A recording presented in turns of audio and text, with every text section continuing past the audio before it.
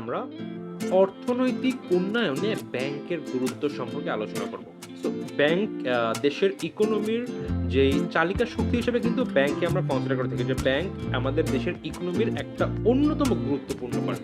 এখন কেন গুরুত্বপূর্ণ পার্ট? ব্যাংক কি ইকোনমির উন্নয়নের জন্য একদম সরাসরি কাজ করে থাকে? না। কিন্তু ব্যাংক যেই কাজগুলো থাকে সেইগুলো দেশের ইকোনমির জন্য অনেক গুরুত্বপূর্ণ। ডিরেক্টলিও হতে পারে, ইনডিরেক্টলিও হতে পারে। কিভাবে? দেখো, দেশের ইকোনমি কিভাবে উন্নত হয়? দেশের নতুন, নতুন ব্যবসায় প্রতিষ্ঠান হবে, নতুন, নতুন কর্মসংস্থান হবে, মানুষ কাজ করবে, ইনকাম করবে, রপ্তানি করবে। এইভাবে কিন্তু একটা দেশের ইকোনমির উন্নয়ন হয়। আমি ১ম এ যে কথাগুলো বলছি, এগুলো কিন্তু পড়ার সাথে রিলেটেড না। কিন্তু আমরা যখন পড়বো, তখন আমাদের কনফিউশন ক্রিয়েট হতে পারে। আচ্ছা তাহলে ভাই এইটা তো সে একটা গ্রাহকের উপকার করছে। এতে ইকোনমির কি লাভ হলো? বা সে তো একটা ব্যবসায় প্রতিষ্ঠানের জন্য কাজ করছে বা সে নিজের মুনাফা অর্জনের জন্য কাজ করছে ব্যাংকটা। এটা কিভাবে ইকোনমির ডেভেলপমেন্টে কাজে আসলো? আমি ওইটা সম্পর্কে এখন ডিসকাস করছি যে কেন আমরা আজকে যে টপিকগুলো আলোচনা করব, খুব শর্টে করব অবশ্যই, কজ অনেকগুলো টপিক আছে। এইগুলা কিভাবে ইকোনমিতে একটা পজিটিভ ইফেক্ট ফেলে। যেটা বলছিলাম, গ্রাহকের পড়ে থাকা অর্থ সংগ্রহ করছে, তারা সুদে একটা মানুষকে উচ্চ সুদে ঋণ দিচ্ছে, তারা সরকারকে ঋণ দিচ্ছে, তারা গ্রাহকের অর্থ জমা রাখছে, তারা কর্মসংস্থান সৃষ্টি করছে। এইভাবে কিভাবে? দেখো, যখন একটা প্রতিষ্ঠান, যদি আমি বলি অর্থ পড়ে থাকা অর্থগুলো সংগ্রহ করছে, আমি একাধিকবার একটা উদাহরণ দিয়েছি যে আমার কাছে ১০,০০০ টাকা জমা আছে এবং আমার মতো দেশের সব মিলে বা আমার কাছে ২৫,০০০ টাকা জমা আছে, আমার মতো দেশের সব মিলে ১,০০,০০০ লোক আছে। তো যদি এটা আমি ওভারঅল করি আমার কত হবে? কত? ১, ২, ৩, ৪, ৫, ৬, ৭, ৮, ১, ৬০ টাকা হয়েছে। ১,২০,০০,০০০ ২৫০ টাকা। তো এইভাবে অ্যাকচুয়ালি কিন্তু গ্রাহকদের যে পড়ে থাকা অর্থ যখন ব্যাংক এক করে, অলস পড়েছিল আমার বাসায়, কাজে আসছিল না, এইটা ব্যাংক নেয়। নিয়ে কি করলো? তারা কিন্তু ঋণ দিল। কিভাবে ঋণ দিচ্ছে? অবশ্যই সুদে দিচ্ছে। কজ ভাই তাদের তো কাজ করতে হবে। তারা যে কাজ করতে, তাদের তো অর্থ লাগবে। এইভাবে লাভ করতে তারা ব্যবসা চালাবে। বাট এই যে অর্থ একটা প্রতিষ্ঠানের কাছে গেল, তারা হয়তোবা মনে করো গার্মেন্টস একটা কোম্পানিকে তারা মোট ৳১০০ কোটি ঋণ দিল এখান থেকে। গার্মেন্টস কোম্পানি কি করলো? এই টাকা নিয়ে তারা পণ্য উৎপাদন করে দেশের বাইরে পাঠাচ্ছে। দেখো, এই যে দেশের বাইরে পাঠাচ্ছে, বৈদেশিক মুদ্রা আসছে। ওই গার্মেন্টসে অনেকগুলো মানুষ কিন্তু কাজ করছে, যার ফলে দেশের বেকারত্ব দূর হচ্ছে। বা এই যে মানুষগুলা কাজ করছে বা ব্যবসাটা চালু হলো, এই যে ব্যবসা চালু করে লাভ করছে, এরা সরকারকে ট্যাক্স দিচ্ছে। এই যে মানুষগুলা কাজ করছে, তারা সরকারকে ট্যাক্স দিচ্ছে। সরকারের লাভ হচ্ছে। সরকারের কি হচ্ছে? রিজার্ভে বৈদেশিক মুদ্রা পাচ্ছে। এইভাবে কিন্তু ব্যাংক ইনডিরেক্টলি হয়তোবা কোনো একটা ব্যক্তিকে, কোনো একটা পক্ষকে, কোনো একটা ব্যবসাকে সাহায্য করছে। কিন্তু এই যে সাহায্যটা করছে বা সাপোর্ট দিচ্ছে, এইটা কিন্তু ইনডিরেক্টলি বা কিছু, কিছু ক্ষেত্রে ডিরেক্টলি ইকোনমিতে সরাসরি ইফেক্ট ফেলছে। বা এই যে একটা ব্যাংক যে সুদে ঋণ দিচ্ছে, লাভ করছে না, ব্যাংক কিন্তু এইখান থেকেও সরকারকে ট্যাক্স দিচ্ছে। এই যে ব্যাংকের একটা ব্যাংক প্রতিষ্ঠিত হলো, ব্যাংকে একাধিক শাখা রয়েছে। এখানে কিন্তু মানুষরা কাজ করছে এবং এই যে কাজ করছে, এর ফলে কর্মসংস্থান সৃষ্টি হচ্ছে, বেকারত্ব দূর হচ্ছে এবং এই যে মানুষগুলো আয় করছে, তারা কিন্তু সরকারকে ট্যাক্স দিচ্ছে। সো এই যে ছোট, ছোট একেকটা কাজ, এইভাবে কিন্তু দেশের ইকোনমিতে ইফেক্ট ফেলে এবং এইভাবে কিন্তু দেশের ইকোনমিক ডেভেলপমেন্ট হয়। সো আশা করি তোমরা বুঝতে পেরেছো, ব্যাংক সরাসরি কোনো কাজ না করলেও, ব্যাংক অন্য পক্ষের জন্য কাজ করলে, ব্যাংক নিজের মুনাফা অর্জনের উদ্দেশ্যে কাজ করলেও, এইটা কিন্তু দেশের ইকোনমিকে একটা পজিটিভলি ইফেক্ট ফেলে বা দেশের ইকোনমিক ডেভেলপমেন্টে হেল্প করে। সো আশা করি তোমরা বুঝতে পেরেছো ব্যাংকের ছোট, ছোট কাজগুলো কিভাবে দেশের ইকোনমিতে ইফেক্ট ফেলে। ১ম এ বিনিময় মাধ্যম সৃষ্টি। এখন যদি আজকে বার্টার সিস্টেম থাকতো বাংলাদেশে যে ভাই আমি তোমাকে গরুর পা কেটে দিব, তুমি আমাকে ১০ কেজি চাল দিবা। কাজ কিন্তু হতো না। এই যে ব্যাংক কি করে? নোট বা মুদ্রা প্রচলন করে থাকে। কেন্দ্রীয় ব্যাংক বা বাংলাদেশের ব্যাংক। এটা বাংলাদেশের কেন্দ্রীয় ব্যাংক বা বিভিন্ন বাণিজ্যিক ব্যাংকগুলো কি cheque, bank draft, pay order ইত্যাদি সহজ বিনিময় মাধ্যম সৃষ্টি করে। এর ফলে কিন্তু দেশের যেই লেনদেন, এটা খুব ইজি হয়েছে। তুমি আজকে ঢাকা থেকে খুলনায় যাচ্ছ। খুলনায় গিয়ে তুমি হয়তো একটা জমি কিনবা। তোমার মোট ৫০,০০,০০০ টাকা লাগবে। ক্যাশ নিয়ে গেলে রাস্তায় চুরি হয়ে গেল। সব টাকা শেষ। বাট ব্যাংক কি বলল? তোমাকে যে বলল, "ভাই আপনার লাগবে না, আপনি ব্যাংক অ্যাকাউন্টে জমা রাখেন। আপনি এখান থেকে চেকে উত্তোলন করে ফেলেন।" সেফ একটা তুমি জার্নি করলা, টাকা গেলা, চেকে তুমি টাকা দিলা তাকে, ওই ব্যক্তির অ্যাকাউন্টে সরাসরি টাকা ঢুকে গেল। একদম ক্যাশ টাকার ছাড়াই তুমি কিন্তু একটা জমি কিনে ফেললা ৳৫০,০০,০০০ বা ৳১,০০,০০,০০০ দিয়ে। সো ব্যাংক এভাবে বিনিময়ের মাধ্যমে ইজি করছে, মানুষকে সিকিউর করছে এবং বড়, বড় লেনদেন ইজি করছে। একটা ২ কোম্পানির মধ্যে লেনদেন হচ্ছে ৫০ কোটি টাকার। কোনো মনে করো ক্যাশ বাদে কোনো ওয়ে নাই। ৫০ কোটি টাকার ক্যাশ বুঝছো কি পরিমাণ নোট দেওয়া লাগবে, কয় বস্তা টাকা দেওয়া লাগবে। বাট এখন কি একটা জাস্ট একটা চেকের মাধ্যমে বা একটা মানি ট্রান্সফার, অনলাইন ট্রান্সফারের মাধ্যমে কাজটা হয়ে যাচ্ছে। এইভাবে দেশের ইকোনমিতে ইফেক্ট ফেলছে। সঞ্চয় সংগ্রহ মূলধন, একটু আগে বললাম কিভাবে আমার কাছে জমে থাকা অর্থ, ছড়িয়ে থাকা অর্থগুলো একত্রিত করে ব্যাংক একটা মূলধন সংগ্রহ করছে এবং এই মূলধন কি করে? মূলধন সরবরাহ করে। বিভিন্ন পক্ষকে ঋণ দেয় এবং এই ঋণটাই কিন্তু আল্টিমেটলি বিভিন্ন পক্ষকে যে ঋণ দিচ্ছে, বিভিন্ন ব্যবসা প্রতিষ্ঠান ঋণ দিচ্ছে, এটা কিন্তু তারা ব্যবহার করে দেশের হয়তোবা পণ্য উৎপাদন করছে, কাজ করছে। এর ফলে কিন্তু ওই যে অলস পড়ে থাকা অর্থ দেশের ইকোনমিক সার্কেলে আসছে এবং সেই অর্থ কিন্তু আবর্তনের মাধ্যমে দেশের ইকোনমিক প্রবৃদ্ধি হচ্ছে।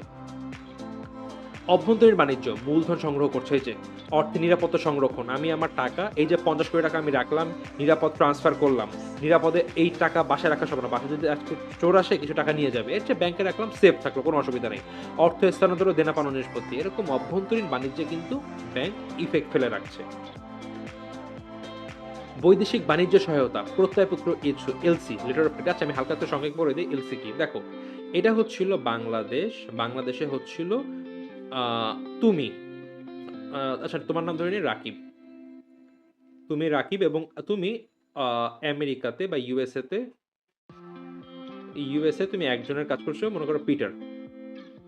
তুমি একটা ব্যবসা প্রতিষ্ঠান, তুমি এর কাছ থেকে কিছু পণ্য দেশে আমদানি করো বা তুমি কাজ করো, তুমি গার্মেন্টস মালিক, তাকে তুমি কিছু কাপড় পাঠাবা। এখন দেখো, এই যে পৃথিবী কিন্তু কোথাও একদম হাতে সামনাসামনি হলে ঠিক আছে ভাই, এক হাতে টাকা দাও, এক হাতে পণ্য নেওয়া হয়ে গেল, কিন্তু এটা তো ভাই বড় বড় হয়তো বা তুমি কয়েক কোটি টাকার কাপড় পাঠাবা এবং বৈদেশিক হোক বা দেশে হোক, বেশি জায়গায় কিন্তু আমার এই সে আগে অর্থ দেওয়া লাগে বা আগে পণ্য পাঠানো লাগে, এইভাবে কাজ হয়ে থাকে। এখন তুমি বললা ঠিক আছে রাকিব, বললা তুমি রাকিব, পিটারকে বললা পিটার, তোমাকে তো আমি সব মিলে ৫০ কোটি টাকার পণ্য পাঠাবো, ঠিক আছে, বাট আমি যে কাজটা শুরু করবো কিছু টাকা দাও। পিটার তো প্রথমে দেবো তোমাকে মোট ৫ কোটি টাকা দেশে পাঠিয়ে দেবে তোমার কাছে, ঠিক আছে টাকা পাঠালে তুমি কাজ শুরু করো। এই যে পিটার টাকা পাঠালো, টাকা পাঠানোর পরে তুমি যে কাজটা করবে নাকি টাকাটা মাইর দিয়ে গায়েব হয়ে যাবা, কিভাবে বুঝবে? পিটারে তো সিকিউরিটি লাগবে। ঠিক আছে, তুমি পাঠালে, তুমি ভালো মানুষ, তুমি টাকা নিয়ে কাজ করলা, তুমি ৫ কোটি টাকা নিয়ে মোট ৫০ কোটি টাকার কাপড় টাপড় বানায় তুমি পিটারের কাপড় পাঠিয়ে দিলা। এই যে পিটারে যে ৫০ কোটি টাকার কাপড় পাঠালো, সে ৫ কোটি টাকা দিয়েছে, বাকি থাকতেছে ৩৫ কোটি টাকা এখনো দেনা, মানে তুমি পাও তার কাছে। এই টাকা দিয়ে তোমাকে আগামীতে পাঠাবে, এর কি নিশ্চয়তা? এর জন্য মাঝখানে চলে আসে ব্যাংক। বাংলাদেশের একটা ব্যাংক থাকে, ইউএসের একটা ব্যাংক থাকে এবং বাংলাদেশের ব্যাংক লেটার অফ ক্রেডিট, দুই পক্ষই এই মানে এই এলসি নিয়ে কাজ করে। তারা ব্যাংকে তো সরকারি পক্ষে একদম একটা মানে কি বলবো রেজিস্টার্ড একটা কোম্পানি, একটা ব্যাংক, বাণিজ্যিক ব্যাংক। সো এরা তো দুই নম্বরই করতে পারে না, করতে পারলে সরকারের থ্রুতে কিন্তু এদেরকে সু করা যাবে বা এগেন্সি করা যাবে। সো দুই দেশের ব্যাংক দুজনের পক্ষে কাজ করে, ঠিক আছে। বাংলাদেশের পক্ষে একটা ব্যাংক আসে, আর রাকিবের পক্ষে একটা ব্যাংক থেকে পিটের পক্ষে একটা ব্যাংক, এবং তাদের মধ্যে বলে ঠিক আছে ভাই, আমি আমার যেই বান্দা, বাংলাদেশের যে ব্যাংক, যে বলছে আমার যে বান্দা রাকিব আছে আমি তার নিশ্চয়তা নিচ্ছি, এবং ইউএসএর যে বান্দা মানে ব্যাংক, সে বলছে ঠিক আছে ভাই, আমি ইউএসএ আমার যে বান্দা আছে পিটার, আমি তার নিশ্চয়তা নিচ্ছি। যদি কেউ পণ্য নিয়ে টাকা না দেয় বা কেউ টাকা পেয়ে পণ্য না দেয়, এর দায় দায়িত্ব তখন আমরা নিব। তখন দেখো রাকিব কিন্তু দেশের যে এলসি ক্রিয়েট করলো, তখন কিন্তু সে দেশের একটা ব্যাংকের কাছে দায়বদ্ধ হয়ে গেল। কজ ইউএসএ থেকে হয়তো বা কেউ তোমাকে প্রপারলি পুশ না করতে পারলো, তোমাকে ধরতে না পারলো, তোমাকে চেঞ্জ না করতে, তুমি আজকে রাকিব টাকা নিয়ে গায়েব হয়ে গেল, ইউএস থেকে কিন্তু এইটা ট্র্যাক করা খুব প্যারা। কিন্তু বাংলাদেশের যে ব্যাংক, সে কিন্তু চাইলে রাকিবকে ধরতে পারবে। এইভাবে দুইটা দেশের বা দুই ক্রেতা বিক্রেতার পক্ষে দুইটা ব্যাংক থাকে, যারা এই যে লেনদেনের যে নিশ্চয়তার ব্যাপারগুলো সেগুলো কনফার্ম করে থাকে।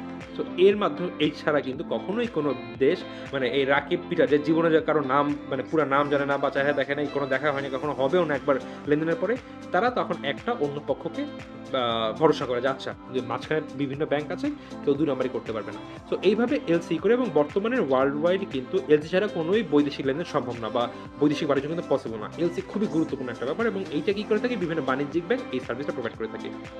এর বাইরেও বিনিময় বেড়ে স্বীকৃতি দান এবং মূল্য পরিশোধ, বৈদেশিক মুদ্রা বিনিময় হার নির্ধারণ, মুদ্রা গ্রহণ, এইসব মাধ্যমে কিন্তু ব্যাংক ইকোনমিতে ইফেক্ট ফেলে থাকে বৈদেশিক বাণিজ্যে। শিল্প উন্নয়ন, বিভিন্ন পক্ষকে ঋণ প্রদান করে, ঋণ প্রদানের মাধ্যমে শিল্পে উন্নয়ন করে থাকে। কৃষি উন্নয়ন, কৃষি ক্ষেত্রে ঋণ দিয়ে থাকে, এবং বাংলাদেশে যখন বাংলাদেশের কথাই বলি, কৃষি কিন্তু একটা মেজর সেক্টর আমাদের দেশে, এবং এখানে যদি কৃষকরা প্রপার অর্থ না পায়, ঋণ না পায়, তারা কিন্তু প্রপারলি কাজ করতে পারবে না। যদি ইনফ্রাস্ট্রাকচার উন্নত না হয় এবং যার জন্য টাকা প্রয়োজন, যদি এটা না হয়, তাহলে কিন্তু কখনোই কৃষি উন্নয়ন হবে না। এবং এখানে কিন্তু বাণিজ্যিক ব্যাংকগুলো ঋণ প্রদানের মাধ্যমে তাদেরকে সাহায্য করে থাকে। কর্মসংস্থান সৃষ্টি, ব্যাংক নিজে ব্যাংক প্রতিষ্ঠা করে গ্রাহকদের কর্মসংস্থান সৃষ্টি করে থাকে। আবার এই যে ব্যাংকগুলো বিভিন্ন পক্ষকে ঋণ দিচ্ছে, সেখানেও কিন্তু মানুষের কর্মসংস্থান হচ্ছে। সো ইনডিরেক্টলি বা ডিরেক্টলি ব্যাংক কিন্তু কর্মসংস্থানে ইফেক্ট ফেলছে এবং যার মাধ্যমে কিন্তু দেশের আনএমপ্লয়মেন্ট দূর হচ্ছে। এটা কিন্তু একটা ইকোনমির মেজর পার্ট। কিরকম মানুষ আনএমপ্লয়েড আছে। তো এইটা কমাতে ব্যাংক সাহায্য করছে। সরকার রাজস্ব বৃদ্ধি কিভাবে রাজস্ব বৃদ্ধি করে বললাম, নিজেরা লাভ করে সেইখান থেকে কর দেয়। যেসব ব্যবসা প্রতিষ্ঠানকে তারা ঋণ দিয়েছে, ওরা লাভ করলে সেখানে সরকার কর কর দেয়। আবার এই যে ২ টা পক্ষে ব্যাংক নিজেদের ব্যাংকে মানুষ চাকরি করুক অথবা বিভিন্ন প্রতিষ্ঠানে যে মানুষ চাকরি করছে, এরা কিন্তু একটা সরকারকে ট্যাক্স দেয়। এভাবে বিভিন্নভাবে কিন্তু সরকার রাজস্ব বৃদ্ধি পাচ্ছে। সরকারের প্রয়োজনে বিভিন্ন পাবলিক ডেভেলপমেন্ট সেক্টরে কিন্তু ব্যাংক ঋণ প্রদান করে থাকে সরকারকে। সরকারি আর্থিক নীতি বাস্তবায়নের সহায়তা। আমরা বলছি আমরা যখন পরের অধ্যায়ে পড়ব কেন্দ্রীয় ব্যাংক, সেখানে দেখব সরকার যে নীতিগুলো নেয়, বাজারে বিভিন্ন নীতি মূলত হচ্ছিল বাজারে ঋণের পরিমাণ বাড়ছে নাকি কমছে। এইসব নীতি গ্রহণ কিন্তু এগুলোর প্রতিষ্ঠা দায়িত্ব থাকে কিন্তু বিভিন্ন ব্যাংকের উপরে। ক্ষুদ্র কুটির শিল্প। বাংলাদেশে ক্ষুদ্র শিল্প বলতে হস্তশিল্প, লবণ শিল্প, মৎস্য শিল্প ইত্যাদি ছোট, ছোট শিল্প রয়েছে যেগুলো হয়তোবা সামান্য পুঁজি হয়তোবা মোট ৳৫,০০,০০০ পেলে একটা পক্ষ সুন্দর একটা ব্যবসা করতে পারে এবং সে যেভাবে ইকোনমিক্যালি দাঁড়িয়ে যাবে, হয়তোবা একটা লোক মাছ চাষ করা ট্রাই করলো। একটা ছেলে তার পরিবারে ৫ জন মাছ চাষ করবে। তার মাত্র ৳৫,০০,০০০ পর্যন্ত তার কাছে কোনো মূল্য নাই। যে ব্যাংকের কাছ থেকে টাকাগুলো পায়, সে মাছ চাষ করে নিজের অর্থনৈতিক উন্নয়ন সাধন করতে পারবে এবং তার যে পরিবারে বাকি ৪ জন সদস্য তাদেরও উন্নয়ন সাধিত করতে পারবে বা তাদের একটা রোজগারের ব্যবস্থা করতে পারবে। এরকম দেশে ৫,০০,০০০ করে বা একেকটা ব্যক্তি এরকম হাজার, হাজার মানুষ আছে। যদি এরা এভাবে আস্তে, আস্তে ছোট, ছোট সেক্টর করে ডেভেলপ হতে পারে, দেখা যাবে তারা নিজেদের কর্মসংস্থান সৃষ্টি করছে প্লাস তার আশেপাশের মানুষেরও কিন্তু ছোটখাটো কর্মসংস্থান সৃষ্টি করছে। আমি কি আছে একটা মুরগির ফার্ম খুললাম। আমার সাথে ২ জন মানুষকে কর্মীকে আমি নিলাম। পাশের বাসায় থাকে তাদেরকে আমি বললাম, "ভাই তুমি এখানে কাজ করো।" আমার নিজের লাভ করছি মুরগির ফার্ম করে, সাথে আমার পাশের যে বাসায় ২ জন ব্যক্তি আছে ওদেরকেও আমি আনছি। ফলে আমি এবং ওই ২ ব্যক্তি সহ ২ পরিবার বা ৩ পরিবারেরও কিন্তু একটা রোজগারের ব্যবস্থা করে ফেলছি। এভাবে ক্ষুদ্র এবং কুটির শিল্পের উন্নয়নের মাধ্যমে কিন্তু দেশের ইকোনমিতে ব্যাংক ইফেক্ট ফেলে রাখে। তো বন্ধুরা, এই ছিল এই ক্লাসের আলোচ্য বিষয়। এইভাবে ব্যাংক দেশের ইকোনমিতে ব্যাপকভাবে কিন্তু সাহায্য করে থাকে বা পজিটিভ ইফেক্ট ফেলে থাকে। যার যদি ব্যাংক না থাকে অ্যাকচুয়ালি কোনো দেশের ইকোনমিক ডেভেলপমেন্ট একদম অসম্ভব হয়ে পড়তো। বন্ধুরা, এই ক্লাসে এ পর্যন্তই। দেখা হবে পরবর্তী ক্লাসে।